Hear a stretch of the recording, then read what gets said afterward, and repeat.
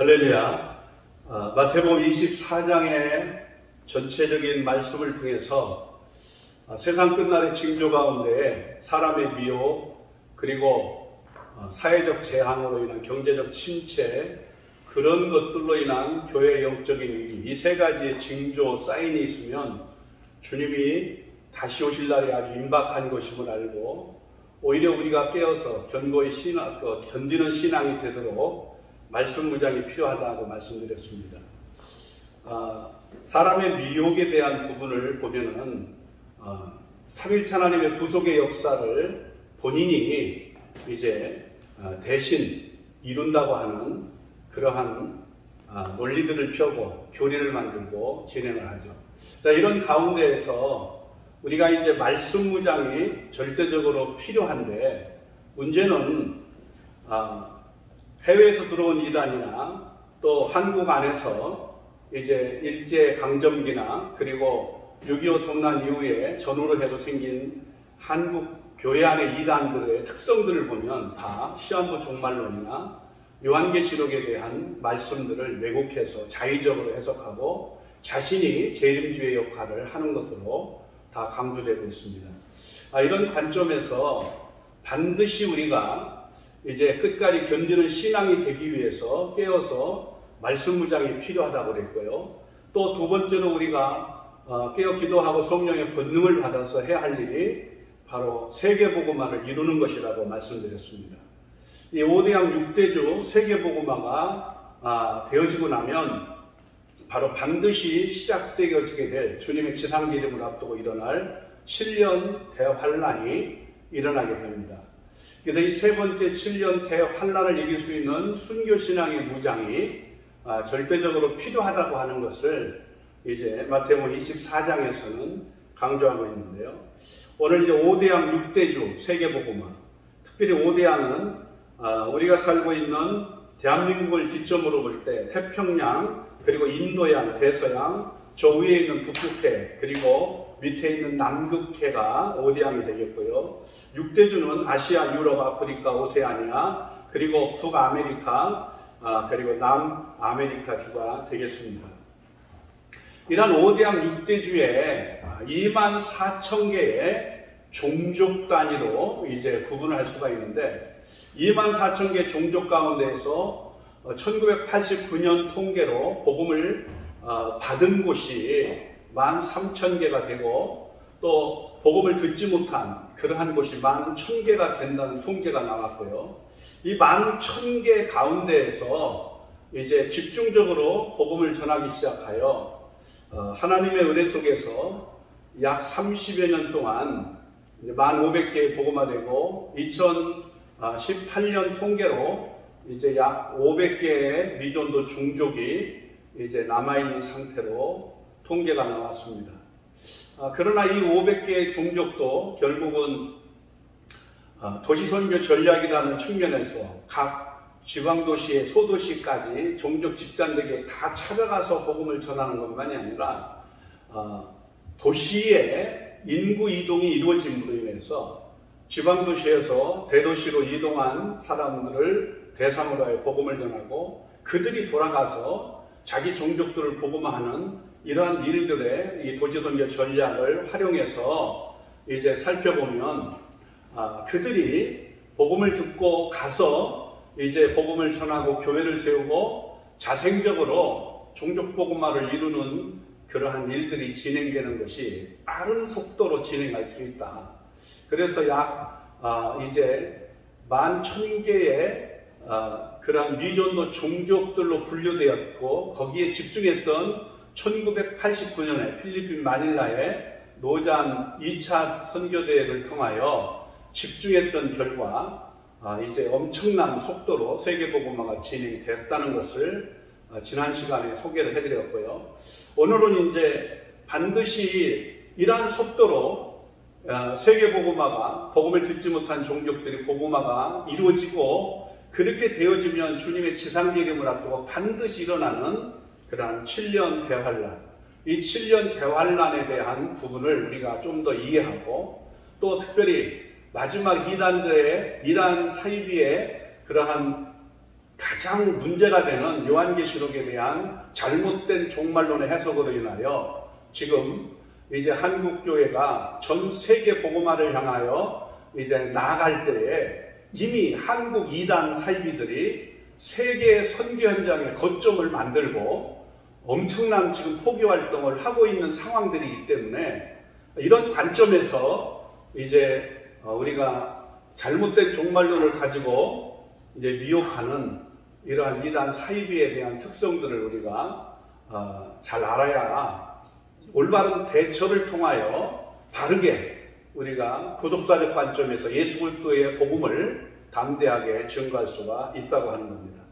오늘 이런 관점에서 이제 주님의 재상기름을 앞두고 이제 일어나게 될 반드시 다가올 대환란, 이 대환란을 우리가 준비하고 또 이기는 자의 순교신앙으로 무장되기 위해서 반드시 이제 우리가 이해해야 할 것이 있는데, 그것은 바로 70일에와 남은 한일에, 그리고 요한계시록의 계시록 2장 3장에 기록한 7교회의 특징과 그리고 주님이 약속하신 상에 대한 말씀, 그리고 이제 7인 재앙에 대한 역사, 그리고 7 나팔재앙의 역사, 7 대접 심판의 역사, 그리고 주님의 지상 재림과 아마겟돈 전쟁의 승리의 역사, 그리고 이제 주님이 처음 하늘과 처음 땅을 없애고 새 하늘과 새 땅을 창조하시고 이제 주님이 통치하시는 천년왕국이 이제 진행이 되고, 그리고 둘째 부활이,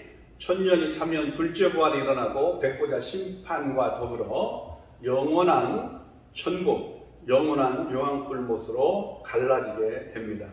우리가 이제 특별히 요한계시록을 바르게 해석하기 위한 핵심 구조라고 할 수 있는 이 7가지를 우리가 토대로 한번 전체 이 구조를 오늘 간략하게 살펴보려고 합니다.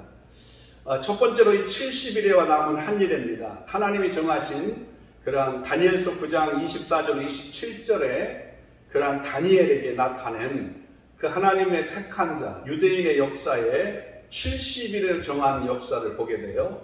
그래서 이제 고레스라고 하는 그러한 바사온 고레스를 통하여 1차 귀환 명령이 되어져서 1차 스룹바벨이 귀환하여 성전을 재건하고, 또 2차 에스라가 귀환하고 3차 느헤미야가 귀환을 해서 이제 무너진 성벽까지도 보수하고 성문을 보수하는 이러한 놀라운 일들과 더불어 오직 하나님만 제사하는 제사장국가로, 그리고 거룩한 백성으로서의 구별된 삶을 살아가도록 율법을 통한 영적 대각성 운동을 이제 일으키게 되는 이 모든 일들로부터 하여 스룹바벨을 통한 성전 재건으로 시작하여 이제 기름 부음 받은 자 끊어질 때까지, 그리스도께서 이 땅에 오셔서 십자가에 죽으시는 때까지를 역사 속에, 교회 역사 속에서 바로 69일회라고 정리를 합니다.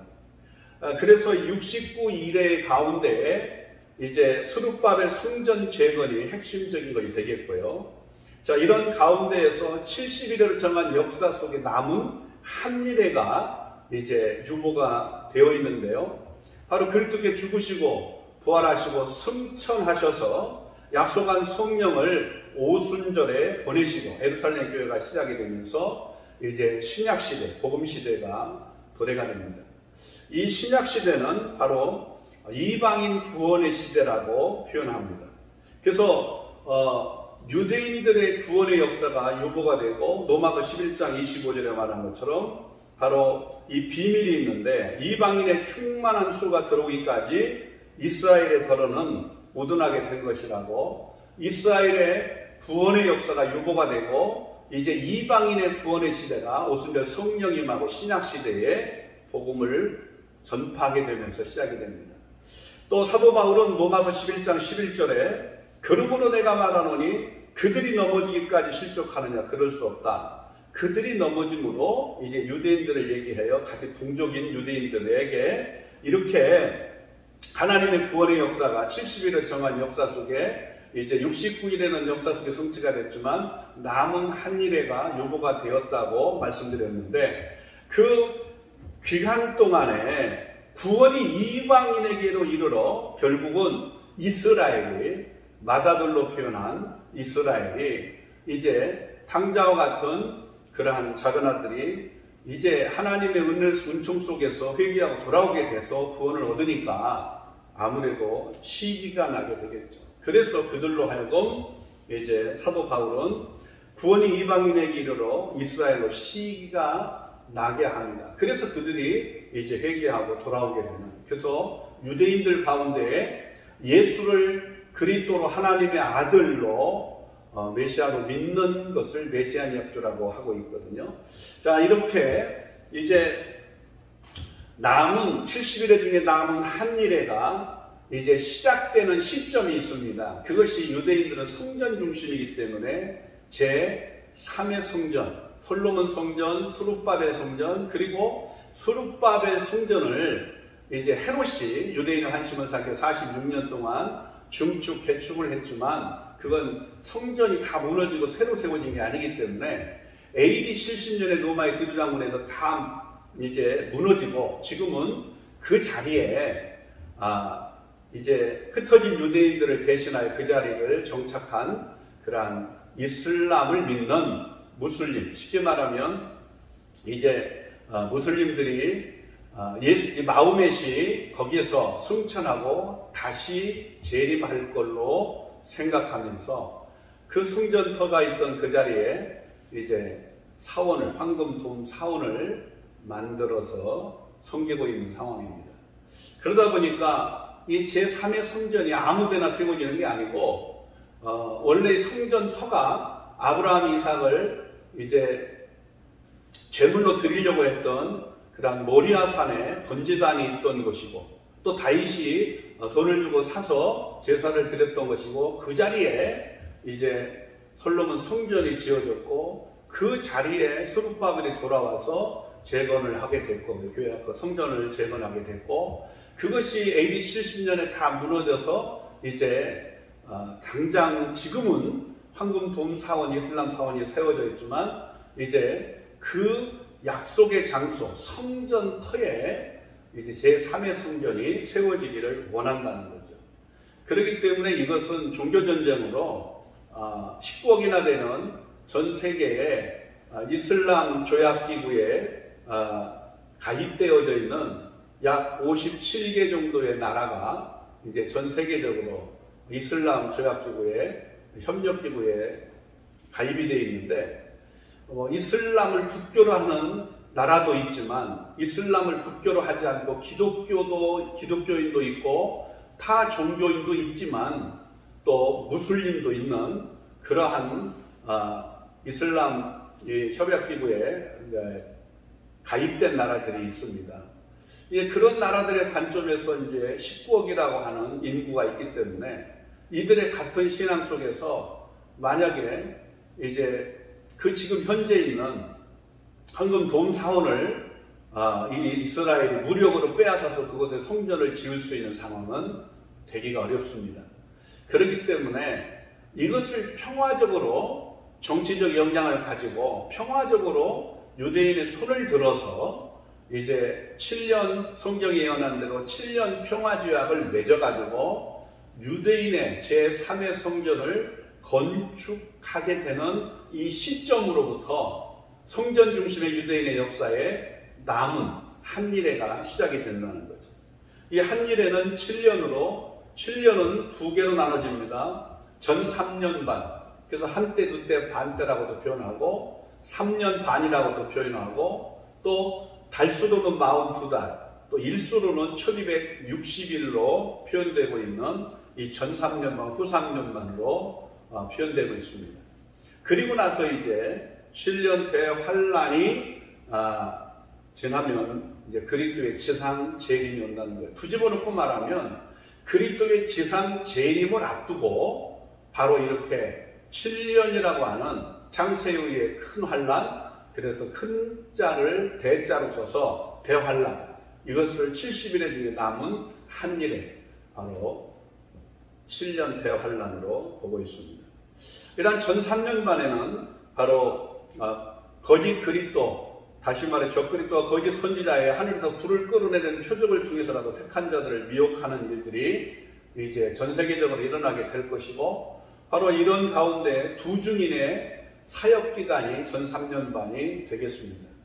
그리함으로 또 후 3년 반에는 바로 이렇게 공중의 혼인잔치를 준비하기 위해서 예수 그리스도가 공중에 강림하시고, 공중의 권세를 잡았던 마귀가 지상에 쫓겨나며 이제 무저갱에서 악한 왕 하나를 살려서 8번째 왕이라고 하죠. 그래서 짐승우상을 성전에 세우고 이제 하나님 대신 신격화하여, 우상화 신격화하여 섬기도록 강요하고 박해를 함으로 순교가 일어나게 되죠. 그래서 후 3년 반은 짐승 적그리스도의 통치가 된다라고 볼 수 있습니다. 바로 이것을 계시록 17장 10절로 11절에 말하는 8번째 왕, 짐승 적그리스도로 표현되고 있고, 거룩한 곳에 멸망에 가증한 것이 선 것을 보는 때가 올 것이라고 마태복음 24장에 이제 15절에 말씀하고 있는 다니엘서를 인용하여 말씀하였던 예수님 말씀처럼 바로 짐승 우상이 성전에 세워지는 역사가 일어나게 되고, 또 짐승의 수 666, 바로 이 짐승의 수나 그 이름, 바로 이 이름의 표를 받지 않으면 매매를 할 수 없는 그러한 통치, 짐승적 통치 가운데 우상화 신격화에 섬기도록 강요하고, 그렇지 않으면 죽이는 박해가, 순교가 일어난다는 것이 후 3년 만에 일어난다고 볼 수 있습니다. 우리가 이제 7교회, 요한계시록의 주대계 2장 3장이나 7교회, 우리가 다 아는 얘기들이죠. 잘 알고, 또 그것에 대해서는 누구나가 뭐 교회에 나타나신 예수 그리스도의 모습, 또 그 계시록은 다 예수 그리스도를, 다시 오실 예수 그리스도를 우리가 더 깊이 확실하게 알아가기 위하여 계시록을 바라보고, 구독자적 관점을 바라보고 예수 그리스도를 중심으로 계시록을 해석해야 올바르게 해석이 되지, 거기에 뭐 재림 예수다, 그 자칭 자기가 재림 예수의 역할을 한다, 이런 교주로 보면은 다 잘못된 것들이죠. 자, 이런 가운데에서 7교회에 앞으로 다가올 주님의 지상 재림을 앞두고 7년 대환란이 있을 것인데, 이걸 우리가 반드시 이기는 신앙이 돼야 약속한 상을 준다고 권면하고 있는데요. 그러면서 첫 번째 이제 6장에서 등장하는 7인 재앙이 있습니다. 이것은 어디다가 둘 것이냐? 이것은 7년 대환란 전체 기간 동안에 아주 강하게 마지막 일어날 그러한 것들로, 재앙으로 보는 것이, 이 징조 사인으로 보는 것이 가장 합당하다고 볼 수가 있습니다. 그리고 이제 전 3년간에 작은 두루마리의 말씀을 먹고 다시 증언하여 예언하리라 말씀했던 두 증인들이 계시록 11장에 권세를 갖고 이제 모세와 엘리야 같이 그 권세를 가지고 담대하게 두 증인 역할을 감당하게 되는데, 그때 하나님께서 이 두 증인들의 선포되어지는 말씀과 더불어 이제 함께하는 표적으로 이제 역사하는데, 그게 바로 일곱 나팔 재앙이라고 볼 수 있습니다. 경고나팔이라고도 표현하는데요. 땅, 바다, 강물 전체 3분의 1씩 깨지는 그러한 경고를 통하여 택한 자들을 회개시키는 역사가 중점적이다, 이렇게 보고, 그들을 회개시켜 구원하는 역사, 대추수의 역사를 이루는 것으로 보는 것이 가장 합당한 전 3년 반의 이제 그러한 역사로 보는 것이 합당하다. 그 다음에 이제 반드시 주님의 지상 재림을 앞두고 42달 동안 성전을 이제 짓밟을 권세를, 이 마귀에게 권세를 가진 이 8번째 짐승 적그리스도에게 주거든요. 이 42달이라는 기간을 놓고 보면 후 3년 반, 바로 1260일로 주님의 그리스도의 지상 재림을 앞두고 42달을 치면 그게 후 3년 반이 돼요. 그래서 후 3년 반이 이제 시작이 되면 짐승적 그리스도의 통치와 더불어 이제 우상화 신격화를 강요하고 죽이는 박해가 일어나므로 순교가 일어나고, 순교자의 수가 차면 첫째 부활이 일어나고, 공중의 혼인잔치를 준비한 그리스도의 그러한 신부된 교회가, 이긴 자가 바로 신랑 되신 예수 그리스도의 혼인잔치에 참여하는 그러한 과정으로 갈 것이다. 이렇게 그리스도의 지상계림을 앞두고 일어날 마지막 7년 대환란의 역사를 이렇게 7인 재앙, 그리고 7 나팔 재앙, 그리고 7대적 심판 재앙에 대한 부분을 어느 시점에 놓고 보느냐에 따라서 우리가 계시록에 대한 부분들을 좀 더 성경적으로, 특히 성경의 구속사적으로 예수 그리스도를 중심으로 올바르게 이 복음에 초점을 맞춰서 바로 해석할 수 있는 방법일 수 있다. 그래서 이렇게 이제 성경 구속사적 관점에서, 구속사적 종말론이라고도 표현하는데요. 바로 이런 관점에서 이제 요한계시록의 핵심 구절을 살펴보도록 하는 겁니다. 그래서 요한계시록에 이제 첫 번째로 7교회입니다. 71회를 통해서 71회 가운데 69일이라는 교회의 역사 속에 성취가 되고 남은 한 1회가 반드시 성취될 시간대가 온다. 그러면 그 시간대는 그때의 지상계림을 앞두고 7년이라는 시간이 될 것이다. 그래서 이제 7교회에 소아시아 꼭 7교회만이 아니라 전 지구상에 있는 마지막 때를 살아가는 세상에 택하여 부름받은 교회들을 향하여 말씀하는 거죠. 그래서 마지막 다가올 7년 대환란을 이기라는 겁니다. 그래서 계시록 2장 3장의 7교회 주님이 하신 가장 핵심적인 말씀은 이기는 자가 되면 하늘에 약속한 상을 주겠다는 거죠. 자, 대환란을 이기라. 그래서 우리가 사도 요한이 이제 반모라고 하는 반모섬에 요배가 돼서 이제 계시를 받고 그 계시를 기록하여 예수님이 계시록 1장 1절에부터 보면 반드시 속히 일어날 일들을 이제 그 종 요한에게 이제 알게 하셔가지고 그것을 7교회에 편지로 써서 이제 알게 하신 거죠. 7교회의 위치입니다. 에베소 교회, 서모나, 버가모, 두아디리아, 사대, 필라델비아, 그리고 라오디게아, 이 소아시아의 오늘날 터키 땅입니다. 거기에 7교회죠. 자, 에베소 교회는 먼저 우리가 가장 계시록을 어떻게 바라보는 게 가장 건전하고 정통 기독교의 성경 해석 방법일까? 이단에 속지 않는 방법일까? 그냥 한마디로 말하면 성경을 구속사의 관점에서, 창세기부터 구속사의 관점에서 예수 그리스도 중심으로 봐야 돼요. 그래서 계시록에서도 예수 그리스도를 발견하는 그러한 관점에서 계시록을 읽고 바라보고 해석해야 오류가 없는 것이지. 그러니까 이단들은 다 비유 상징을 풀어가지고 다 이단의 교주가 재림주의 역할의 위치에 서서 그 역할을 감당하는 구원자의 모습으로, 구원을 완성해가는 모습으로 이렇게 보도록 눈을 열거든요. 이게 잘못된 거죠.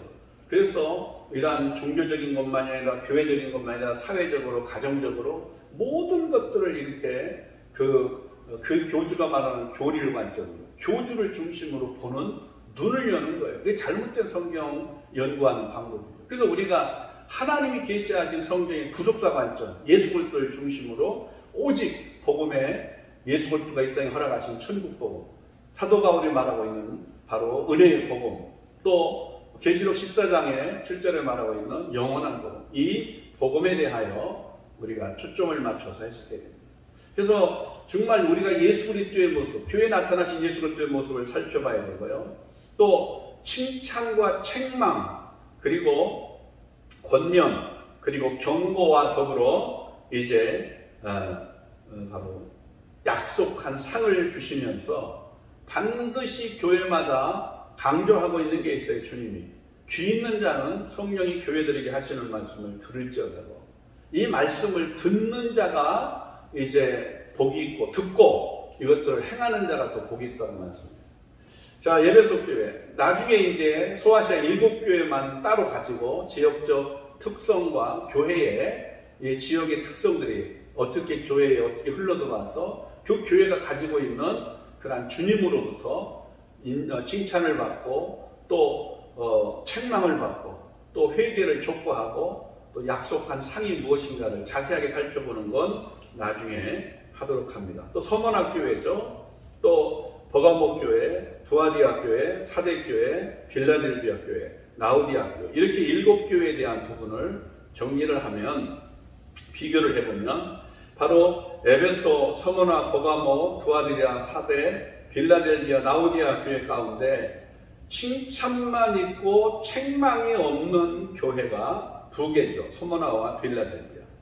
그리고 칭찬과 책망이 다 어우러져 있지만 아예 또 칭찬이 없는 교회가 바로 딱 하나 있습니다. 칭찬이 없고 어디 책망만 있죠. 라우디아 교회. 그래서 우리가 교회 안에 어떻게 불꽃 같은 눈으로 교회 머리 대신 예수 그리스도가 어떻게 바라보시고 또 그들의 모든 행위를 인정하시고 칭찬하시고 또 권면하시고 또 잘못한 것들을 회개를 촉구하고 다시 회복하여서 이제 더 힘있게 충성함으로 약속한 상을 이제 주시면다고 말씀하시면서 더욱더 충성하도록 그렇게 만드는 걸 보게 되죠. 자, 그런가 하면 이제 요한계시록의 전체 핵심 구조를 좀 오늘은 소개하는 거기 때문에요. 자세한 것들은 나중에 또 다음 시간에 계속 차례대로 하기로 하고요. 그 다음에 이제 7인 재앙의 역사입니다. 아까 말씀드린 것처럼 7년 바로 이 대환란 기간에 전체 가운데 일어난 거라고 볼 수 있다는 거죠. 그래서 제3의 성전을 건축하도록 이제 평화의 그러한 사도로서 7년 평화제약을 맺어가지고 성전을 건축하도록 유대인의 손을 들어줄 사람을 이제 등장하는 시점이 바로 7인 가운데에 첫 번째 인을 뗄 때 등장하는 신말로 보는 겁니다. 신말을 그리스도로 해석하는 사람들이 있어요. 그런 사람들은 이미 그리스도가 영으로 왔다고 그렇게 이해하고 있는데 그렇게 해석하고 있는데 이단들이 다 거의 다 영으로 마치고 거기에서 성령으로 또 영으로 예수가 자기 육체를 도구로 삼아서 지금 와가지고 생명의 말씀을 전하고 이 생명의 말씀을 드려야 구원이 있다고 그러고 이러한 잘못된 종말론으로 지금 행하고 있는데 그리스도는요 바로 감람산에서 500여 명의 제자들이 보는 가운데에서 육체, 신령한 몸을 가진 모습 그대로 올라가신 것처럼 바로 그 신령한 몸을 가지고 모든 자들이 볼 수 있도록 이 땅에 다시 오실 줄로 믿습니다. 어디로 와요? 올라가심을 본 그 자리, 바로 감람산으로 다시 온다는 거예요. 이게 사람들은 뭐 그리스도가 뭐 미국에 온다. 그래서 몰몬교는 몰몬경이라고 하는 걸 통해서 바로 승천하시기 전에 예수님이 그곳에 미국에 오셨다. 그래가지고 미국에 다시 오시겠다고 예언했다. 그래서 그런 이야기들을 성경 외에 부제목으로 예수 그리스도께서 하신 교훈이라는 표현으로 몰몬경을 만들어서 마치 미국이 결국 그리스도가 다시 오실 것인 것처럼 이제 왜곡되게 가르치고 있는 게 몰몬교회에 대한 특성들이에요. 해외에서 들어온 그러한 이란들의 특성이죠. 그런 것만이 아니에요. 그렇기 때문에 이 신말을 바로 계시록 가운데 정말 그 1장에서 표현하고 있는 다시 오실 예수 그리스도의 만왕의 왕 되신 그리고 심판의 주가 되시는 그 위엄스러운 영광스러운 주님의 모습을 이제 그리스도의 모습을 계시록 1장에서 잘 표현하고 있는데요.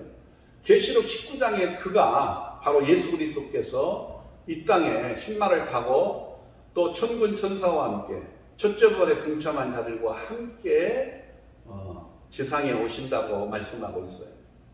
그렇기 때문에 그리스도께서 이 땅에 계시록 19장에 지상에 오시는 그 예수 그리스도가 신말을 타고 온다는 것을 분명하게 계시록 19장을 말씀하고 있는데 그것을 코스프레해서 바로 이 첫 번째 인을 뗄 때 신말을 탄 자가 등장을 하는데 이것을 그리스도로 그렇게 잘못 해석하는 경우도 있는데 이것은 그리스도를 광명한 천사로 위장해서 택한 자들을 미혹하기 위한 적 그리스도의 등장으로 보는 거고요.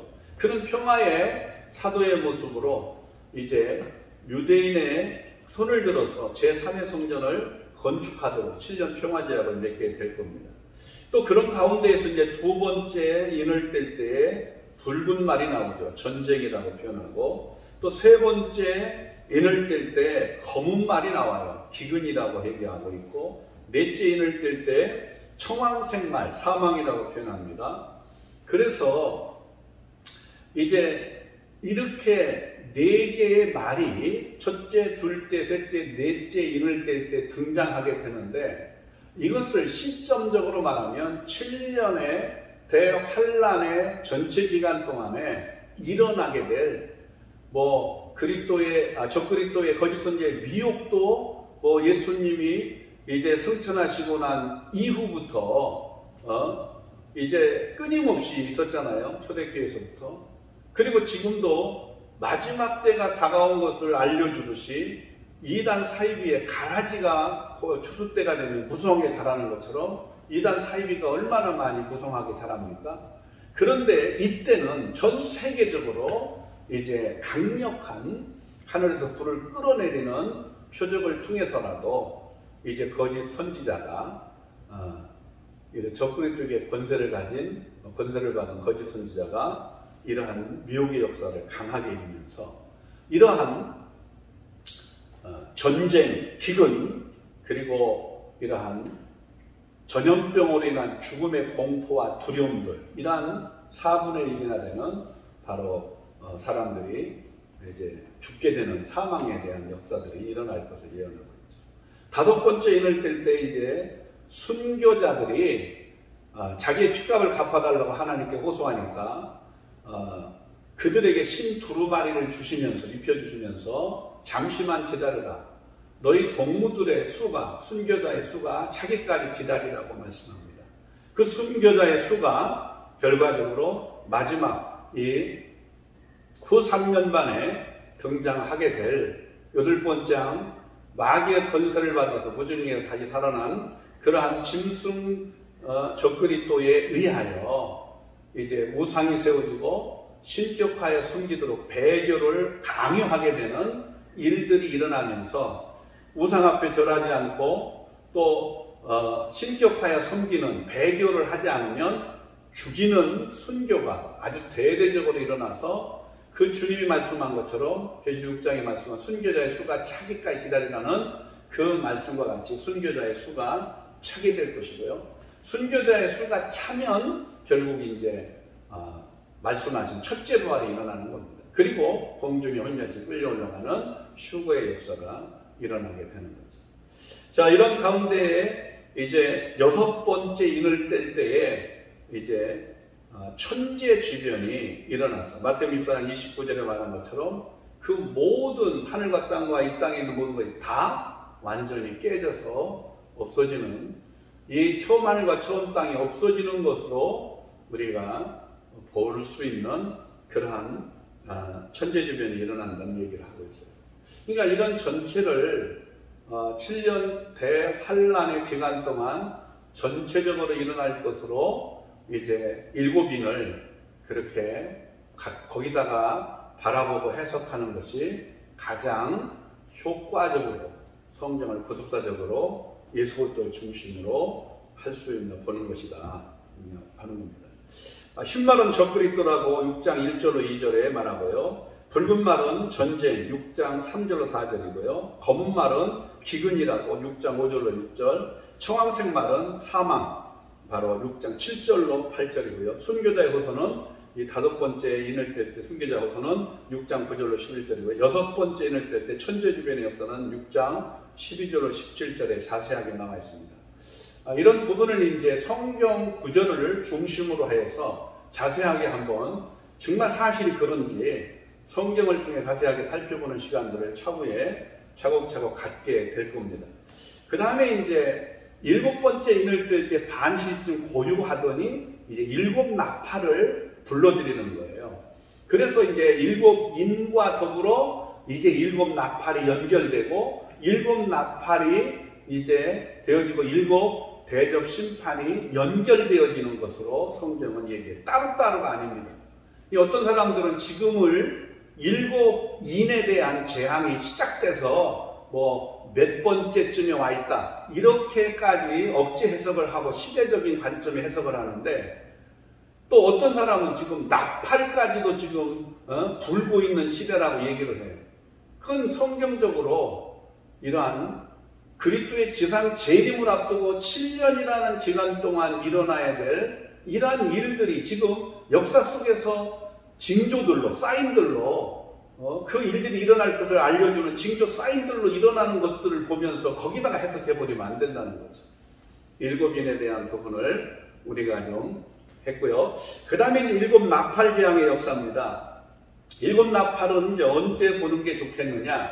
바로 작은 두루마리의 말씀을 먹고 다시 예언하리라 하려는 그러한 두 증인들이 계시록 10장에서 두루마리를 먹고 11장에서 다시 이제 두 증인으로 예언하는 사역기간이 전 3년 반 기간이 된다고 보는 게 가장 올바른 해석이지 않겠나 보는 겁니다.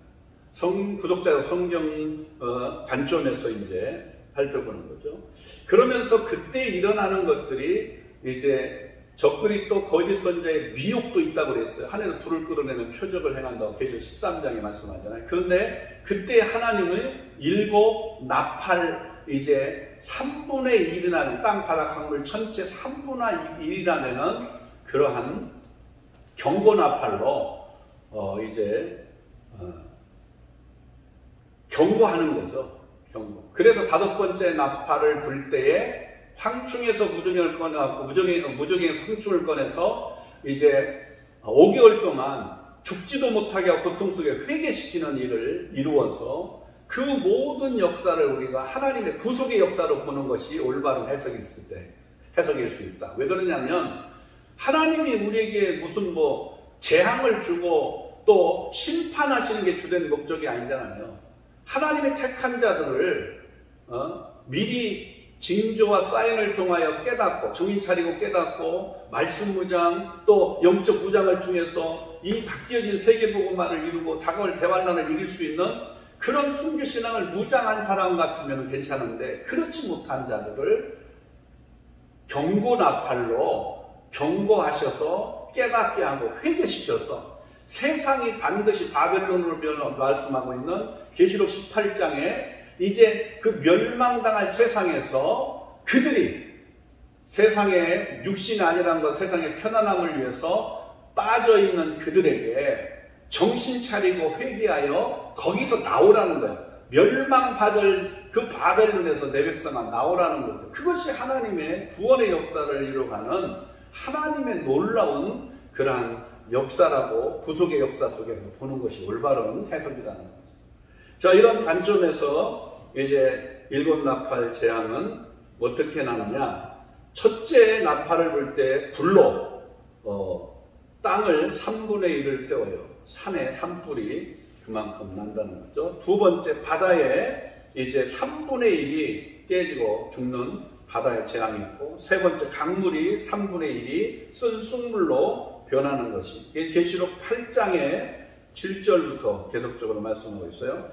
그 다음에 네 번째 나팔을 불 때 천체의 3분의 1이 얻어져요. 그러니까 여섯 번째 인을 뗄 때에 이제 천재지변이 완전히 다 없어지고 말리고 다 깨지고 하는 그런 것과 달리 이 나팔 재앙의 네 번째 천체의 3분의 1밖에 이제 어두워지는 일이 일어나기 때문에 이것을 뭐 월식으로 보기도 하고 여러 가지 자연적 그러한 현상적인 부분으로 과학적으로 설명도 하지만 그것은 나팔 재앙에 대한 이야기고요. 경고기 때문에 그렇습니다. 그러나 이제 세상 끝에는 처음 하늘과 처음 땅이 싹 없어집니다. 그리고 새하늘과 새 땅을 창조하시고 주님이 통치하시는 나라가 이루어지는 거잖아요.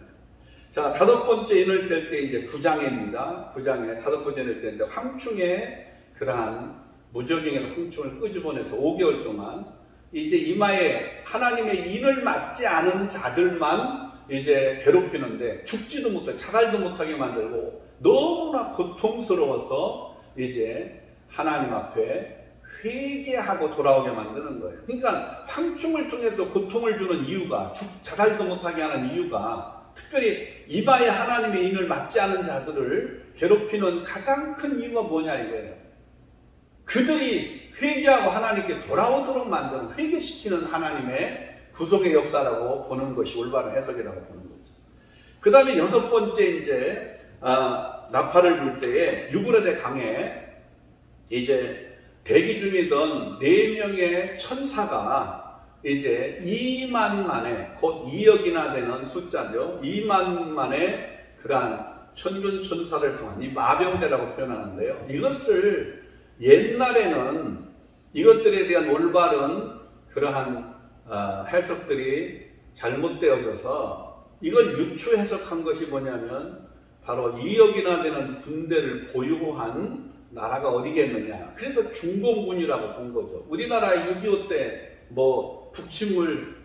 북에서 쳐들어왔을 때, 남침을 했을 때 북쪽에서 이제 계속 남쪽으로 이제 중공군들이 인해전술로 사람 수로다가 엄청나게 밀려 들어와서 굉장히 어려움을 겪었잖아요.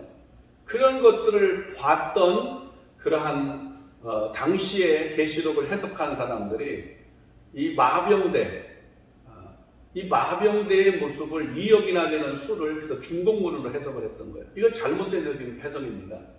그래서 2억이나 되는 천군 천사를 통하여 이제 회개시킨 자들을, 택한 자들, 회개시킨 자들을 대추수하는 역사라고 보는 것이 하나님의 구속의 그러한 그리스도의 종말론의 관점에서 올바르게 해석하는 걸로 이해가 됩니다. 그 다음에 이제 7번째, 그래서 천사가 부는 나팔, 또 하나님의 나팔, 마지막 나팔이에요. 7 나팔의 마지막 번이기 때문에 마지막 나팔이 뭐냐면 바로 하나님의 비밀이 성취되는 나팔인데요. 계시록 10장 7절에 하나님의 그 비밀이 성취된다.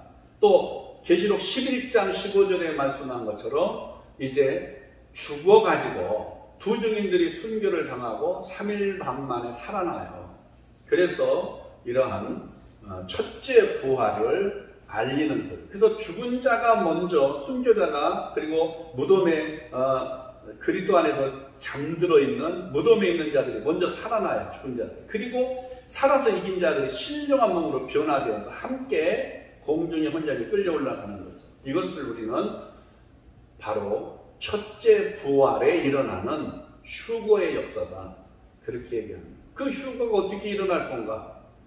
이것을 우리가 이제 베드로 후서에서도 마지막 있어질 비밀에 대한 부분을 설명을 해서, 이건 바로 이러한 적그리스도가 등장을 해서 그런 것들을 이제 회방을 하겠지만, 미혹하고 회방하겠지만 성령께서 이끌어 올라간다는 거예요.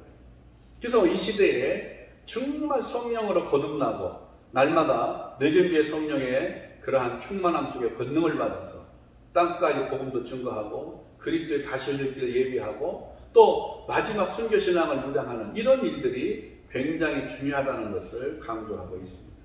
자, 이렇게 이제 7번째 천사가 부는 나팔이라고 해서 순서대로 보면 바로 마지막 번째 나팔이에요. 이것을 하나님의 나팔이라고 표현하는데요. 바로 마지막 나팔에 짐승우상 666 표를 이긴 두 증인들이 순교한 자들이 일어나고 또 신령한 몸으로 이긴 자들이 변화돼서 첫째 부활을 통한 휴거가 일어나게 될 거다. 자, 정리를 해보면 7년이라는 기간 동안 70일의 중에 남은 한미래의 기간이라고 해서 7년, 전 3년 반, 후 3년 반으로 나눠지고 전 3년 반은 두 증인의 사역 기간이고 또 적그리스도 거짓 선지자의 세계적인 그러한 하늘의 불을 끌어내리는 엄청난 미혹이 전 세계적으로 강하게 일어나게 될 거다. 그래서 많은 사람들에게 배도가 일어나게 돼요. 배도. 십자가의 도를 버리고 타 종교와의 지금 종교 통합 정도가 아니라 그 당시 그때는 완전히 그냥 택한 자들을 표적을 통해서 미혹해서 완전히 이제 배도를 강요하게 되고 또 후 3년 반의 8번째 짐승적 그리스도가 등장을 해서 이제 우상을 세우고 신격화의 성기도로 배교를 강요합니다. 배교.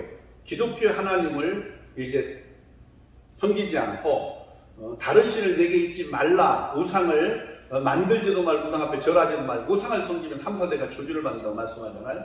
그런데도 불구하고 우상 앞에 절을 해야만 먹고 살게 되니까 그래서 결국은 우상화 신격화를 하게 되는 그러한 일로 박해가 일어나게 된다. 순교가. 자, 그런가 하면 일곱 대접 심판의 역사는 바로 이 후 3년간 짐승적 그리스도의 등장과 그리스도의 지상재림을 앞두고 42달 동안 성전을 짓밟는다고 권세를 준 이러한 짐승적 그리스도 8번째 왕의 통치기간이라고 할 수 있다는 거죠. 자, 이런 가운데 일곱 대접 심판이 이제 최후적으로 하나님에 의해서 이루어지는데요. 바로 첫 번째 대접 심판을 땅에다 부으니까 표받은 자에게 바로 666 짐승 우상 앞에 절하고 666 피를 받는 게 독한 총기가 고통을 받고요. 16장 계시록 16장의 일곱 대접 심판에 대한 얘기예요. 2절에. 그 다음에 두 번째 대접 심판은 바다의 생물들이 이제 다 죽습니다. 나팔 재앙에서는 경보 나팔이기 때문에 3분의 1씩만 땅 바다 강물 전체가 3분의 1씩만 이제 깨지고 불에 타고 깨지고 또 피가 되고 그러한 어두워지고 하는 일들이 일어나 3분의 1만 경고적입니다. 그러나 이 후 3년 반 이 일곱 대접 심판은요 다 완전히 다 이제 깨지는 겁니다. 그다음 세 번째는 강물이 다 피가 돼요. 16장 4절로 7절. 그 다음에 네 번째 이제 대접 심판을 이제 쏟으니까 해가 건설을 받아 사람들을 태워요. 지금 뭐 과학적으로 오존층이 우리에게 있어서 그 뜨거운 태양을 우리가 빛을 반사해서 우리가 가장 적절한 온도로 살아가잖아요. 근데 결국은 그 대접 심판을 부으니까 오존층이 파괴돼서 지금 문제가 있다고 계속 그러잖아요. 그래서 더 뜨거워지잖아요. 마찬가지로 그때가 되면 태양에 의해서 사람들이 머리가 탄다는 거죠. 자, 그런가 하면은 다섯 번째 대접 심판을 보니까 나라가 어두워지고 여기서 어디다가 하냐면 바로 어둠의 그런 적그리스도의 그런 보좌에다가 쏟는 거예요. 나라가 어두워지고 아파서 비방하는 그러한 일이 일어날 것을 대접 심판 가운데 다섯 번째 대접 심판. 여섯 번째 대접 심판은 유브레 강에 보니까 강이 말라서 동방의 세 왕들이 이제 적그리스도에게 권세를 받아가지고 미혹된 자들이 세 왕이 이제 군대를 데리고 이스라엘을 치러 모여들게 되는 이야기가 바로 16장 12절로 16절이 되죠. 16장. 그래서 결국은 위험에 빠진 그러한 이스라엘을 지상 재림하신 그리스도께서 입에서 나오는 검으로 아마겟돈 전쟁을 통해 다 죽이는 역사가 일어나게 되죠.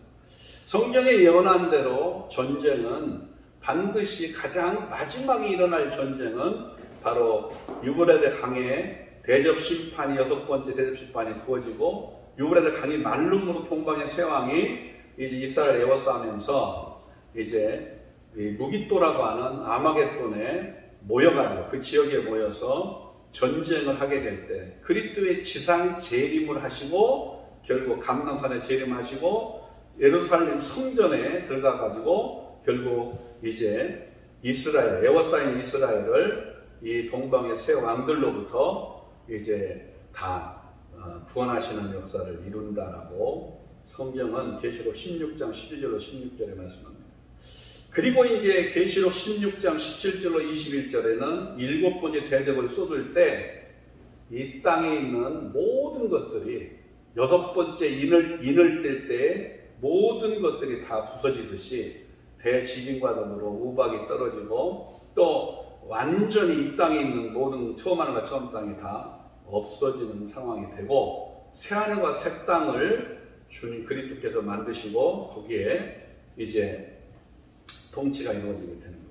그래서 그리스도의 지상 재림을 앞두고 반드시 일어날 이러한 7년, 이것은 70일의 가운데에 남은 한 일이고 7년은 바로 이렇게 전 3년 반, 후 3년 반 나눠지는데 이 전 3년 반은 바로 적그리스도 거짓 선자의 그러나 하늘에서 불을 끓이는 표적을 통한 전 세계적인 미혹이 강하게 난 배도를 강조하게 될 거다. 그리스도의 그러한 십자가의 도를 부인하고 타 종교의 통합을 통한 종교다원주의로 지금 타 종교에도 구원자가 있고 구원의 방법이 있고 이런 것들을 지금 미혹하고 속이는 이러한 일들이 지금 일어나고 있는데 이때는 전 세계적으로 일어나게 될 거고 미혹이요.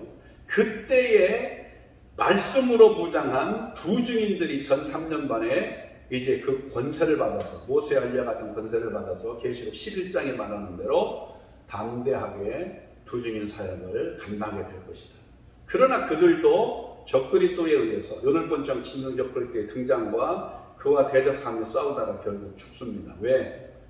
성전에 그 멸망에 가증한 것, 그 짐승우상과 신격하여 배교를 강요하게 됩니다. 하나님 외에 그 짐승 적그리스도를 신으로 섬기도록 배교를 강요하게 되므로 두 증인들이 거기에 싸우다가 순교를 당해요.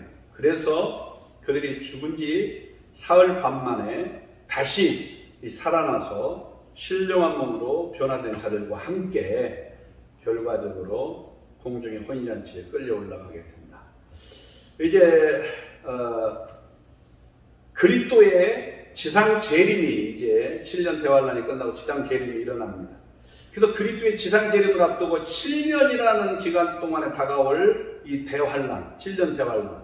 이것은 계시록을 어떻게 해석하든 간에 다 무천년, 후천년, 전천년이든 간에 모든 정통 기독교 안에서 이제 요한계시록을 해석할 때 7년 대환란은 다 인정을 하고 그것들에 대하여 마지막 다가올 대환란이라고 생각하고 준비하고 있어요. 준비를 해야 된다는 얘기예요. 그렇기 때문에 지상재림을 앞두고 7년 대환란은 반드시 7교에 약속한 거고 그리고 7위는 7년 동안 전체적으로 일어난 일과 또 전 3년 만에 7 나팔 재앙을 통한 3분의 1 경고를 통한 회개의 역사와 두 증인의 사역을 통하여 택한 자들을 하나님께서 구원하는 역사, 구속사의 관점을 해석하는 게 가장 올바른 성경 해석 방법이고 마지막에 이제 배교를 강요하던 이제 이런 거리 선지자와 또 이 적그리스도 8번째 짐승 적그리스도 우상을 세우고 신격화의 성기도를 강요하는 이러한 후 3년 만에 42달 동안 성전을 짓밟는 이런 일들을 이뤄가면서 이제 순교가 일어나게 되겠죠. 그리고 이제 첫째 부활이 일어나고 휴거가 일어날 것이고 바로 7대접 심판을 통한 이 처음 하늘과 처음 땅이 싹 없어지는 그러한 일들이 분명히 7대접 심판을 통해 일어납니다. 그리고 이제 주님의 기다리던 지상재림이 임합니다. 자, 이 지상재림은 믿는 자들에게는 요한복음 14장에 주님이 말씀하셨잖아요. 아버지께 가서 처소를 예비하고 준비가 되면 때가 되면 내가 너를 다시 데리러 오겠다. 우리가 이제 주님의 다시 오심과 믿는 교회, 그리스도의 신부가 된 교회들이 신부단장을 하고 깨어서 기도하고 준비하고 있는 자들은 신랑이 왔을 때, 때가 되어 신랑이 왔을 때 결국 이제 같이 혼인잔치에 참여하게 돼요. 자, 이런 일들을 잘 영화로, 성화로 표현해놓고 있는 게 갈릴리 가나의 혼인잔치라고 하는 다큐멘터리를 통해서 그리스도의 지상재림과 그리고 신부된 교회에 깨어서 이기고 승리한 자들의 그러한 7교회처럼 약속한 그 상을 받을 수 있도록 이긴 자들이 결과적으로 어떻게 휴거가 될 것인가, 이런 것들이 갈릴리 가나의 혼인잔치의 그러한 사건들을 표현을 해서 비유적으로 잘 표현해놓고 있어요.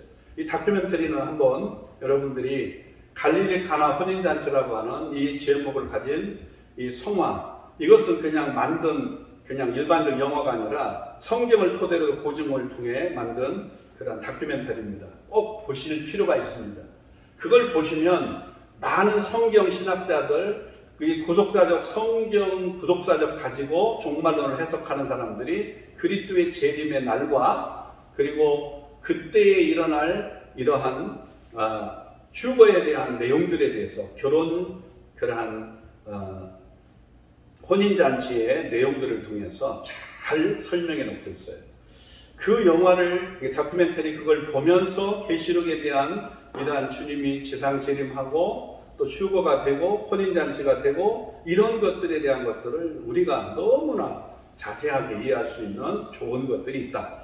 그리고 주상 재림이 일어나가는 아마겟돈 전쟁이 있어요. 그래서 그리스도의 지상 재림과 아마겟돈은 반드시 아마겟돈의 그러한 전쟁은 유브라데 강이 마를 때에 동방의 세 왕들이 가서 에스라 에워싸고 있기 때문에 입에서 나온 검으로 그리스도께서 다 죽이는 역사를 이룬다. 그래서 지구상의 마지막 전쟁은요 바로 아마겟돈 전쟁이에요.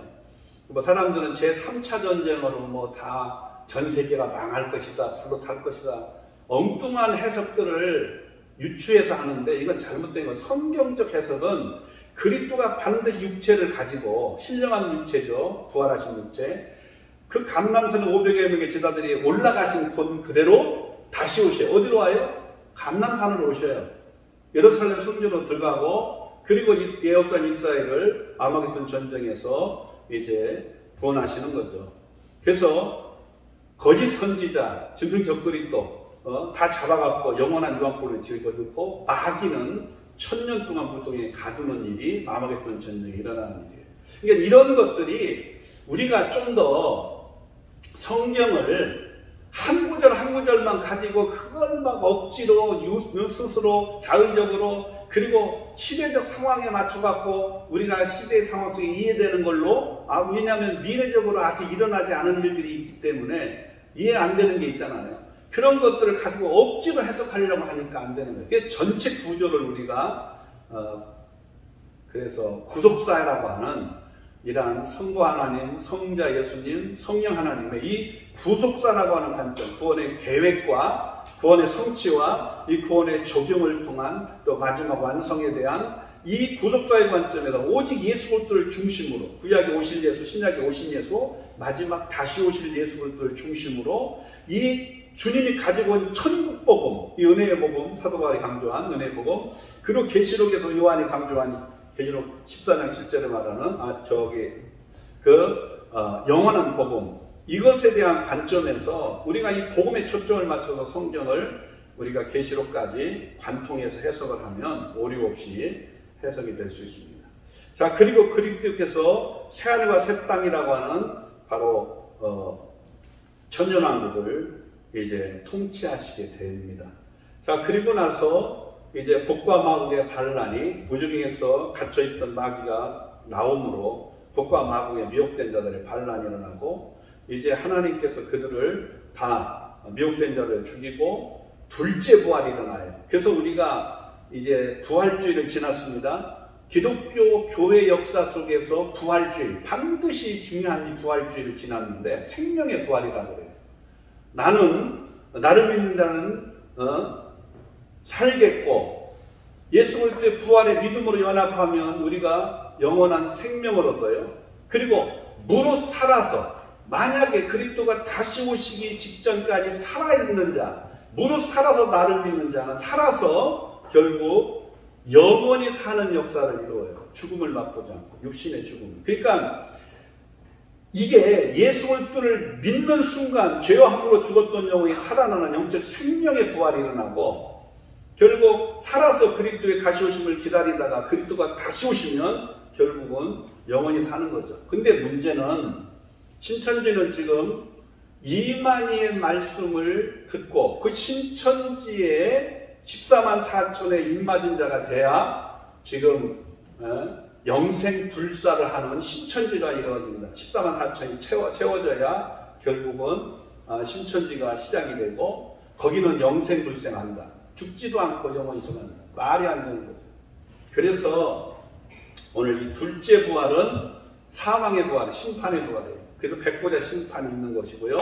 결국은 그리스도께서 그의 나라를 아버지께 바치는 때입니다. 그래서 생명책에 기록된 자는 영원 천국으로, 생명책에 기록되지 못하는 자는 영원한 유황불못으로 들어가게 돼요.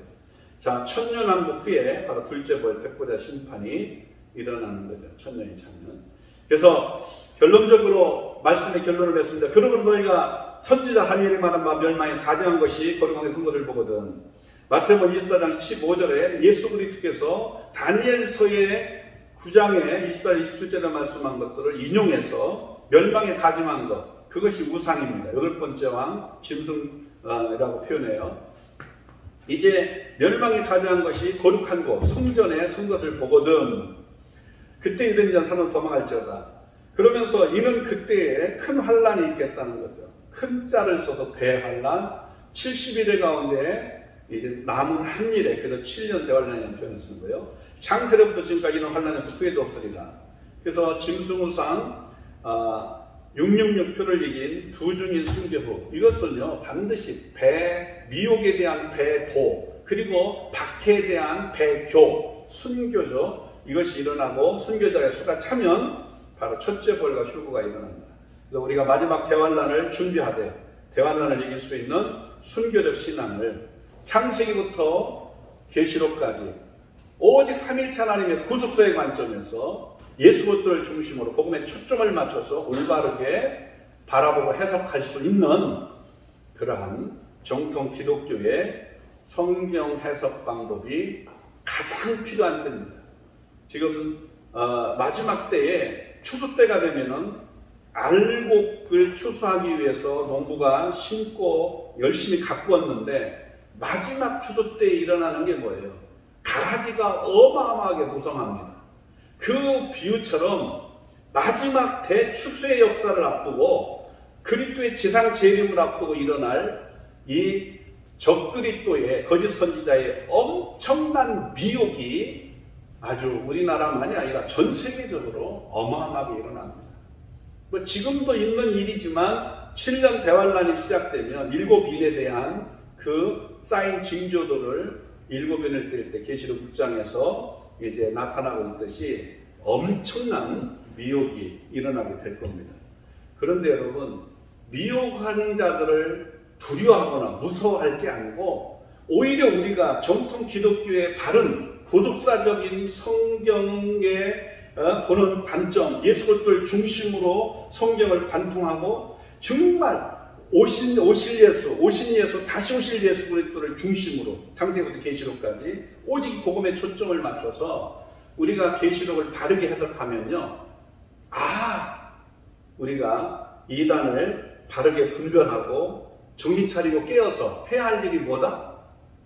우리의 끝까지 승리하는 신앙이 되겠다. 더 깊은 지하수를 받으시 결국은 우리가 말씀의 깊이 뿌리를 받고 예수 그리스도의 영성으로 충만해서 정말 예수 그리스도의 복음을 땅까지 증가하는 일을 위해서 더욱더 헌신하는 자가 되는 것이고요. 또 적극적으로 우리의 신앙은 이제 선으로 악을 싸워 이길 수 있는 영적 전쟁에 승리할 수 있는 마지막 다가올 대환란을 이길 수 있는 순교신앙의 무장이 적극적으로 우리들에게 강조되고 있는 때인 줄로 믿습니다. 마지막 때 신앙, 그래서 영적인 어린아이 같은 신앙이 성장하고 성숙하고 장성한 분량에 이르러가는 이러한 영성, 그러한 교육과 훈련을 반드시 필요로 합니다. 이것을 우리는 이제 영적인 진단, 그리고 영성 교육, 영성 훈련에 대한 부분을 포괄적으로 어우러진 바로 영성 목회라고 해요. 그래서 선교를 지향한 영성 목회 사역 구조가 전도 양육 훈련, 파송에 대한 이러한 구조가, 이 사역 구조가 절실하게 한국교회에 필요한 때고, 이를 위해서 지금 이제 주님이 다시 올 길 예비하기 위하여 손해선교사 훈련학교에 그러한 말씀무장, 성경 구속사 말씀무장의 시간들을 갖고 있고, 또 선교 훈련의 시간을 가지고 마지막 우리가 선교 지향적인 영성 목회를 통해서 이제 하나님의 사람들을 잘 세워가고 무장시켜서 마지막 세계복음화에 동참하는 교회가 되게 하고, 또 대환란을 이길 수 있는 순교신앙으로 무장시키는 일을 감당하기 위해서 오늘 또 정말 이러한 말씀을 들고 함께 나누고 있습니다. 여러분들, 정말 주님이 다시 올 때 예배하는 마라나타 순회선교단을 위해서도 여러분들 많이 기도해 주시기를 바랍니다. 기도하겠습니다. 하나님 아버지, 주님이 다시 올릴 길을 예비하기 위하여 마지막 때 교회가 깨어 힘써야 할 일이 참으로 오직 말씀 무장, 영적 무장을 통하여 마지막 때 늦은 비에 성령의 권능을 힘입기 위하여 기도로 무장하고 결국 깨어서 세계복음화에 동참하고 다가올 대환란을 이길 수 있는 순교신앙을 무장시키는 일인 줄로 믿사오니 이 일들을 위해서 우리가 잘 말씀으로 무장하되 성령을 구속사적 관점으로 예수 그리스도를 중심으로 하여 관통할 수 있는 눈을 열어주시고 잘못된 종말론이 판을 치고 있는 이 이단 사이비 집단에 속지 않고 바르게 우리가 승리하는 신앙이 되고 정말 우리가 시대적 사명을 감당하기 위해서 이 성경 구속사적 종말론을 바르게 계시록을 해석할 수 있는 눈을 열어 주시옵소서. 우리 주 예수 그리스도의 이름으로 감사하며 기도하옵나이다. 아멘. 할렐루야. 수고하셨습니다.